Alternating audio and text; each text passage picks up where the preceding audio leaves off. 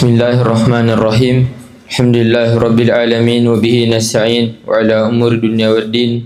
Wassalatu wassalamu ala asyrafil anbiya wal mursalin wa ala alihi wa sahbihi ajma'in.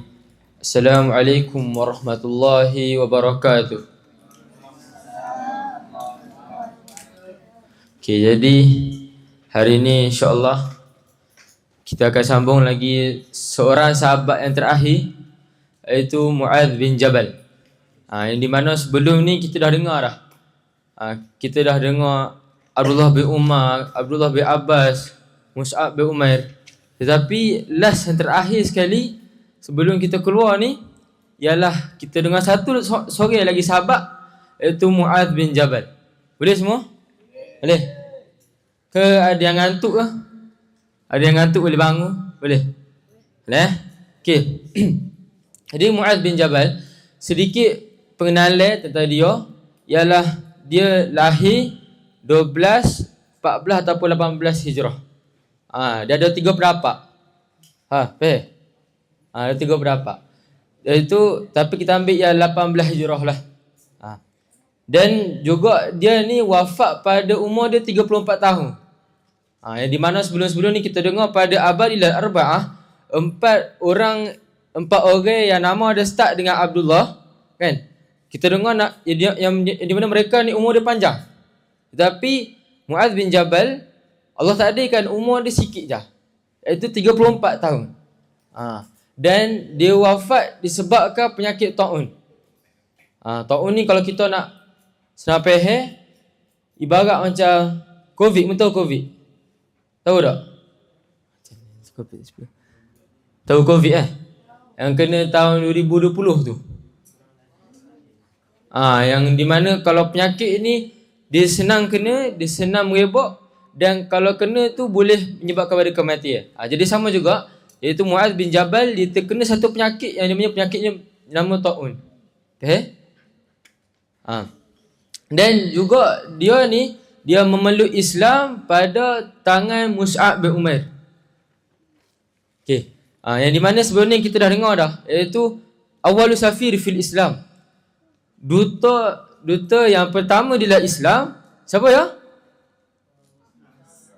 Mus'ab bin Umair. Dan Mus'ab bin Umair salah satu mad'u dia. Salah satu yang didakwahi oleh Mus'ab bin Umair, siapa dia? Mu'adz bin Jabal. Dan Mu'adz bin Jabal ni betapa masuk Islam tu dalam hati dia, sampai dia pada Bai'atul Aqabah yang kedua, dia dah pergi berbaiat dengan Nabi sallallahu alaihi wasallam. Dan juga sedikit kelebihan tentang Mu'adz bin Jabal ialah Nabi beri dia ni satu title yang hebat. Yang di mana kalau kita nak kenal sekarang, kalau kita nak senang faham, kalau contoh pemain bola dia ada title dia, kan? Contoh Ronaldo dia ada GOAT, kan? The greatest of all time, dan juga Mbappe dia ada Golden Boot, kan? Gitu. Kan? Tetapi betapa hebatnya Mu'adz bin Jabal, pada waktu dia masih muda lagi, Nabi dah beri dia satu title yang hebat. Itu apa ya? Iaitu a'lamuhum bil halal wal haram. Iaitu yang paling hak tahu sekali dalam bab halal dan haram. Nampak? Kan? Yang di mana pada waktu itu juga Mu'adz bin Jabal ni pada waktu itu hidup lagi Abu Bakar, Umar, Uthman, kan? Hidup lagi berapa ramai lagi sahabat yang besar, berapa ramai lagi sahabat yang lebih lagi pandai daripada dia, tetapi Nabi pilih dia. Menunjukkan betapa dia ni, betapa sungguh-sungguh lah dia dalam belajar apa yang Nabi sampaikan kepada dia.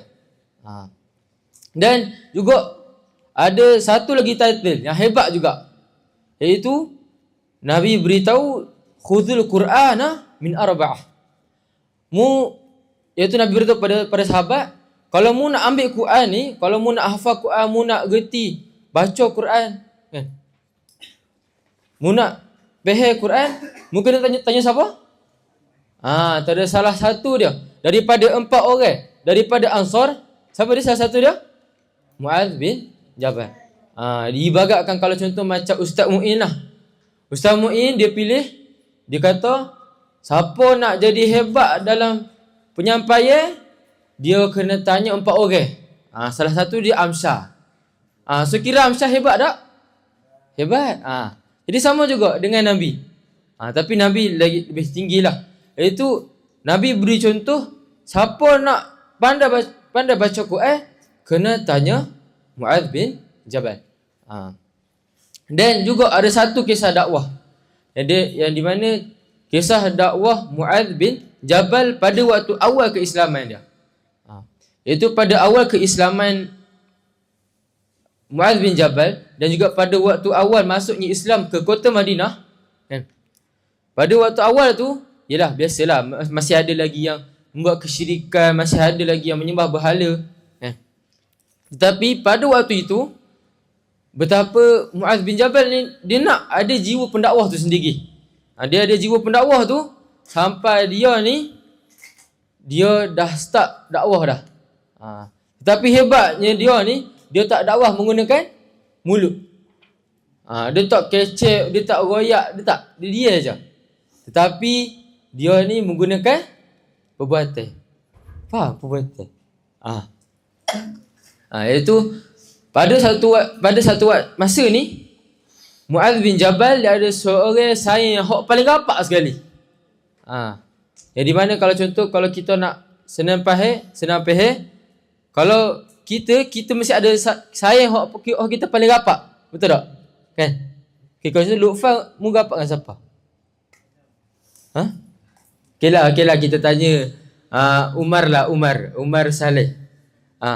Kalau saya paling kawal, siapa mu paling rapat sekali? Piyok putih tu. Masya-Allah. Moga-moga kita harap kan saya ni kerana Allah lah. Okay.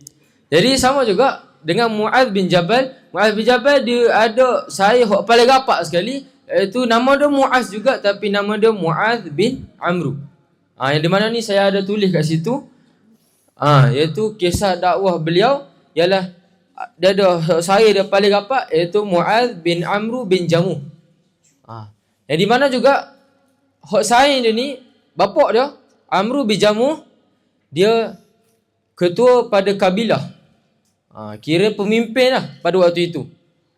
Dan kalau Amru bin Jamuh ni masuk Islam, sembah Allah, pasti kabilah, ada satu kabilah tu akan ikut Amru ni. Dan akhirnya Mu'adz bin Jabal dia buat satu cara untuk bagi Amru bin Jamuh ni berfikir siapa Tuhan yang sebenar. Iaitu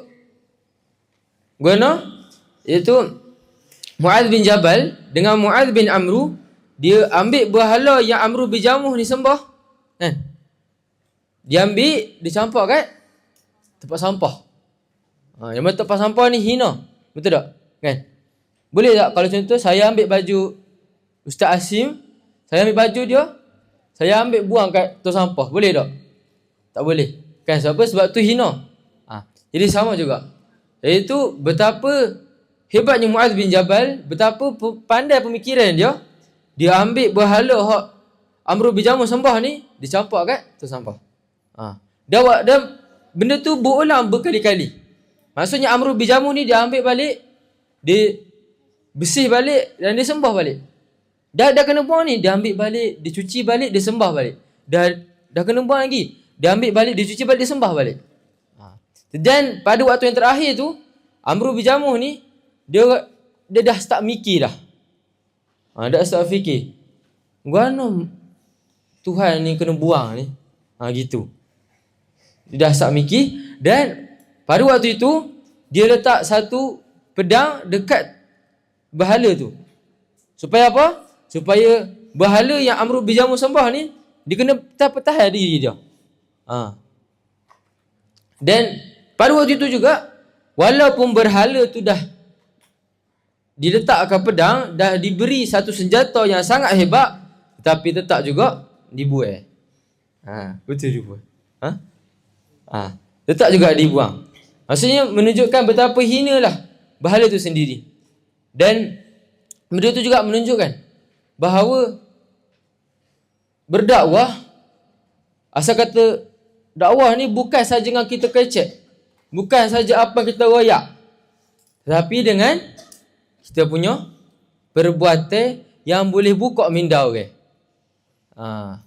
Jadi mana kalau kita fikir, dakwah, kena kecek depan, kena royak kat orang, kan? Tak. Kadang-kadang kita buat satu perbuatan yang boleh buka minda dia.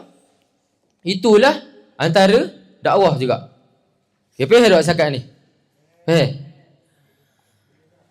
Okay. Dan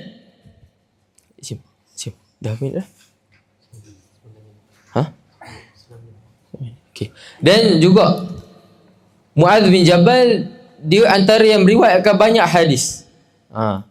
Itu di antara yang banyak meriwayatkan kata-kata Nabi SAW, dan dia meriwayatkan sebanyak 108 hadis. Dan ada beberapa hadis yang diriwayatkan, cuma kita ambil 3 je. Iaitu mu boleh buka surat yang lah tu. Okey. Iaitu pada kat situ betul. Last. Akhir sekali. Gitu. Okey. Jadi kat situ ada beberapa hadis, ada beberapa hadis yang diriwayatkan oleh Muadz bin Jabal ni daripada Rasulullah sallallahu alaihi wasallam. Okey, selawat sikit. Kuat sikit. Okey. Jadi ada beberapa hadis, cuma kita ambil 3 saja. Iaitu pertama sekali, doa ketika sebelum kita bagi salam. Yang di mana antara tempat paling mustajab kita nak doa kepada Allah SWT, mana dia? Sebelum salam. Contoh sebelum kita tahiyat atau sebelum kita nak salam, doa dulu. Dan ada satu doa yang Nabi beri kepada Muadz bin Jabal, iaitu Allahumma inni ala zikrika wa syukrika wa husni. Okey. Iaitu kita minta dalam doa tu, Nabi beritahu kepada Muadz bin Jabal, pertama sekali ialah, ya Allah, minta tolonglah aku dalam aku nak mengingat padamu. Kadang kita ni bila nak baca zikir, kan, nak ingat Allah, baru amsayna wa amsa'o, dah tidur dah sampai alam lain dah. Betul tak? Kan? Kadang-kadang zikir lepas solat tu astaghfirullah, gitu dah. Syahid dah. Tapi bukan syahid di tengah jalan, syahid di awal jalan. Jadi kita minta tolong pada Allah untuk Allah beri kita ingat pada dia. Sebab apa? Sebab kalau kita tak ingat Allah, hasilnya Allah akan lupakan kita dalam kita nak buat baik pada diri kita sendiri. Gapo ayat dah? Ahsan, barakallahu fi.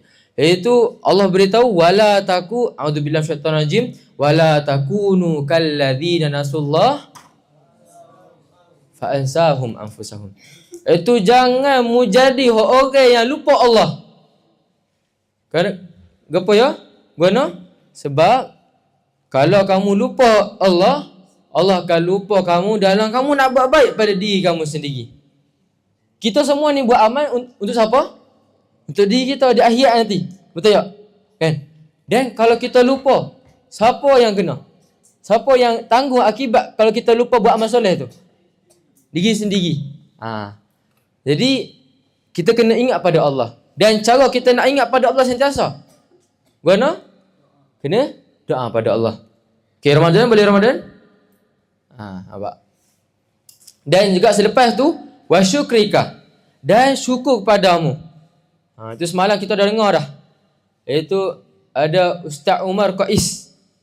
Dia royak kat kita tentang makna syukur. Betul tak? Iaitu berterima kasih kepada Allah. Allah dah beri kita macam-macam. Allah dah beri kita umur. Allah dah beri kita kesihatan. Kan? Kita semua kena balas pada Allah. buat ibadah pada Allah. Dan itu kita minta tolong pada Allah agar Allah tolong kita untuk kita syukur kepada Allah. Dan juga yang terakhir ialah wa husni ibadati. Ialah untuk elok ibadat kita kepada Allah SWT. Kita kadang solat pengantuk kan? Solat tidur, belajar tidur. Lagi apa lagi? Kadang-kadang solatnya badannya kat masjid, tapi otaknya dah kat tempat futsal dah. Gitu. Kan? Jadi kita minta tolong pada Allah untuk Allah tolong juga kita untuk ibadah yang molek pada Allah SWT. Faham? Apa? Apa dia? Sebentar. Question? Apa ya? Thailand. Apa ya? Question mai? Gitu. Okey. Jadi kita tengok pula pada hadis yang kedua. Iaitu hadis yang kedua ialah Nabi beritahu kepada Muadz bin Jabal. Iaitu ada satu masa ni Muadz bin Jabal dia baru lepas solat dekat tempat Nabi.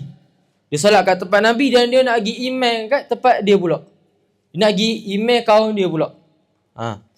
Iaitu dan juga pada waktu dia imam kaum dia tu dia solat Isyak. Solat Isyak. Dan dia solat Isyak tu mu tahu tak dia baca apa? Dia baca surah apa?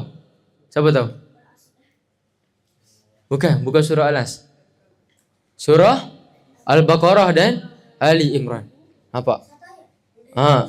Satu surah. Duk pendek tu. Jadi bayangkan solat Isyak, kita semua otak kita dah penat dah, kan? Otak semua dah penat, tiba-tiba ada email hok baca surah Baqarah. Gegar tak email pada email tu? Mu nak kru tak kru? Mu nak marah tak pada email tu? Marah lah kan? Orang dah penat pergi baca panjang-panjang. Jadi tapi pada waktu itu Nabi tegur dia. Afata'anna anta ya Mu'adz? Adakah mu nak agama ni kena fitnah sebab mu? Sebab apa ya? Sebabnya la takun fatanan fa innahu yusalli wara'aka al-kabir wal du'afa wal musafir. Kama qala. Iaitu jangan jadi orang yang buat fitnah pada agama. Guna? Sebab orang yang solat belakang kamu tu ialah orang yang tua, budak kan? Orang yang tak ada diri lama. Dan juga hadis yang terakhir. Kita tengok pada yang terakhir tu, yang last tu ialah hadis perpisahan Nabi SAW dengan Muadz bin Jabal. Itu sebagaimana kita tahu Muadz bin Jabal pada akhir umur Nabi SAW, Nabi yang nak hantar dia ke mana? Ke Yaman. Ahsantum barakallahu fikum. Iaitu pada waktu Nabi nak hantar dia ke Yaman tu, Nabi teman dia dan dia ni nak naik haiwan tunggangan dia. Dan Nabi ni separah dengan dia punya kaki. Bukan sebab nak tunjuk hina, tapi sebab Muadz bin Jabal ni dia naik apa? Naik haiwan tunggangan. Kuda ke unta ke, tak ada sebut dalam hadis. Tetapi pada waktu itu Nabi beritahu, ya Muadz, innaka asa alla talqani ba'da ami hadha. Iaitu dia kecek pada Muadz, dia royak pada Muadz. Wahai Muadz, sungguhnya lepas ni kita mungkin tak jumpa lagi dah. Nampak? Mu boleh bayar tak? Kalau ibarat mu nak pergi sekolah, mu nak pergi masuk asrama Akademi Ulama Dakwah, tiba-tiba mak mu royak pada mu, contohlah, Lutfan. Lutfan, lepas ni mungkin kita tak jumpa lagi dah kot. Mu sedih tak? Sedih tak? Sedih lah sebab lepas ni tak jumpa dah. Dan juga yang ni bukanlah kawan, bukan saya yang paling rapat, bukan. Tapi Nabi, muallim, murabbi, pendidik dia. Dan pada waktu itu akhirnya fabaka Mu'adh jash'an li firaqi Rasulillah sallallahu alaihi wasallam. Lalu Mu'adh ni dia nangis, nangis yang paling kuat punya.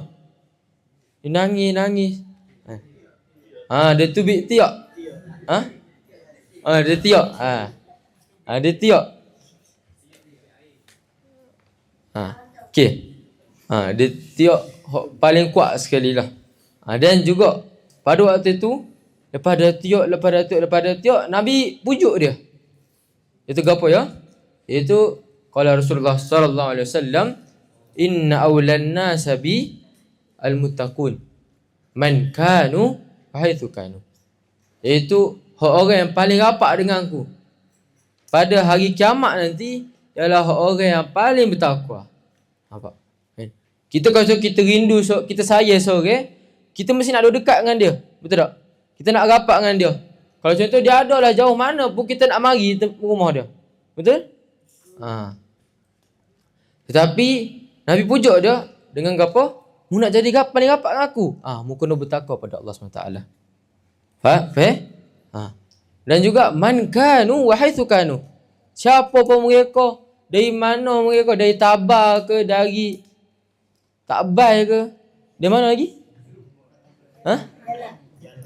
Daripada Yalah, Sayaburi, Bangkok lagi? Semualah. Tak kisah dari mana mereka. Tapi kalau mereka ni bertakwa kepada Allah, ikut wahyu Allah, hasilnya Allah akan dekatkan dia dengan Nabi sallallahu alaihi wasallam. Okey. Dan beberapa pengajaran ialah kita boleh ambil di sini ialah okey. Ni, pengajaran dia ialah jangan sebabkan semangat pemuda kita hasilnya orang lain dapat fitnah terhadap agama. Faham? Jangan sebab kita punya semangat yang tak ikut wahyu Allah SWT, semangat kita yang tak pandang maslahat dan mafsadah, tak pandang mana yang hasil baik, mana yang hasil buruk, kita tak pandang benda tu. Tapi kita ikut pada semangat kita, hasilnya orang lain dapat fitnah. Jangan gitu. Faham? Ibarat macam kisah Muaz. Sebabkan dia baca surah Baqarah, surah Ali Imran, ada orang yang sampai tak suka dengan solat. Dan Nabi tegur dia, afata'anna anta ya Muaz. Engkau nak fitnah pada agama ni Muaz. Faham? Jadi tergantung pada kita semualah. Pengajaran kita semua ialah kira betul kita pemuda, kita mesti kena ada semangat dalam dakwah, semangat dalam belajar, semangat dalam solat. Tapi jangan sampai semangat kita ni orang lain benci pada agama kita dengan cara yang salah. Okey. Dan juga selepas tu pengajarannya ialah dakwah perlu lebih ditekankan jauh lagi daripada perasaan, jauh lagi daripada nafsu. Faham? Ini pada semualah, pada semua. Masuk anak sendiri, iaitu apabila utamakan urusan agama, itulah lagi penting daripada nafsu kita. Kadang kita ni apabila kita nak tidur kan dalam kelas, tapi kita tahu yang ni nanti aku nak bawa dalam dakwah nanti, kan? Jadi kita ketepikan dulu nafsu kita. Faham? Jadi saya rasa itu saja. Tak ada apa dah. Cumanya pengajaran yang paling penting yang saya nak pada semua pada kat sini ialah ittaqillah haitsuma kunta. Iaitu sebagaimana wasiat Nabi juga pada Mu'adh bin Jabal, iaitu bertakwa pada Allah hok mana apa kamu berada. Hok pada Thailand lagi? Tabah, Naratiwak, Bangkok, Saiburi, lagi? Yalah, Patani, semua. Kuala Lumpur, Kelantan, Kampung Pandan, lagi? Sabah, Kota Belud, Sarawak, Perak, Kulai, Johor, lagi? Semua. Australia, Bukit Jelutong, Terengganu, Perak, semua. Satu dunia. Kalau kita nak dekat dengan Nabi ni, caranya bukanlah kita buat amalan yang kita rasa kita suka, bukan. Tetapi dengan bertakwa kepada Allah mengikut Al-Quran. Faham? Jadi saya rasa itu saja. Mohon maaf kalau ada silap, ada salah kecek. Saya minta maaf. Wabillahi taufiq wal hidayah. Assalamualaikum warahmatullahi wabarakatuh.